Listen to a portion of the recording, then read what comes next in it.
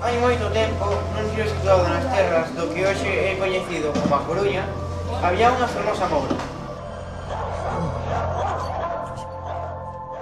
O seu nome, tan fermoso como ela, era Eco. Me es imposible decir cómo se me ocurrió primeramente la idea, pero una vez concebida no pude desecharla ni de noche ni de día. Decatouse das súas cousas que foron un pesadelo e que tiña que facer os deberes de galego.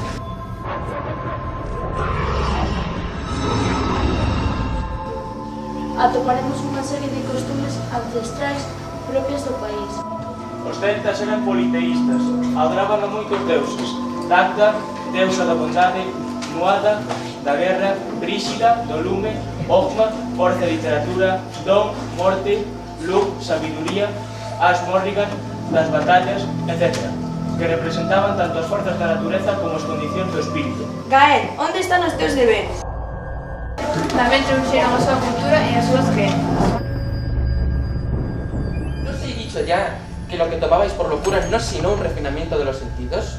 En aquel momento, un río sordo, ahogado y frecuente, semejante al que produce un reloj envuelto en algodón, hirió mis oídos. La noche avanzaba y comencé a trabajar activamente, aunque en silencio. Eran berros e unha música moi triste. Parecía o berro dunha nena se que era. Ainda pasaron máis cousas. ¡Claro que sí, guapi! Corté la cabeza, después los brazos y por último las piernas.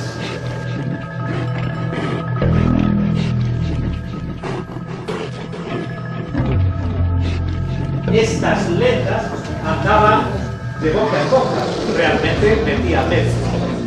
Xa non queren comer doutra, porque sei que lle sabe mellor, que hai quen di que é unha carne doce, e outros aseguran que é imitante a do marrao.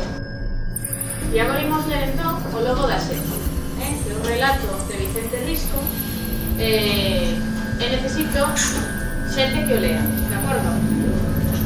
O tempo era revolto e outonil. Chovía por veces e facía tan oscuro que era noite, pois pouco despois de soltar. Tiña o cabelo claro, os ollos azuis e as meixelas rosas. Un camiñante apareceu medio comido no camiño real. Ao pouco aconteceulle igual unha costureira que andaba a coser polas aldeas. Pois recóllete pronto e atranca ben, non che vai vir o lobo da xente. Ela díxolle: pois verás, eu son a filla do señor Farruco de Navera. O cheiro dos soutos é un cheiro especial. Cheira a silencio encalmado. Foi a miña nai que me botou a fana, mais ti quitaxes.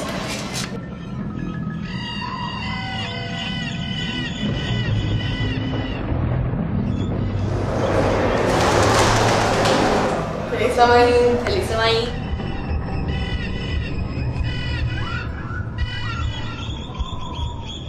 Non hai que dicir, o conto remata referindo que o Ángel e a Maila Moza casaron.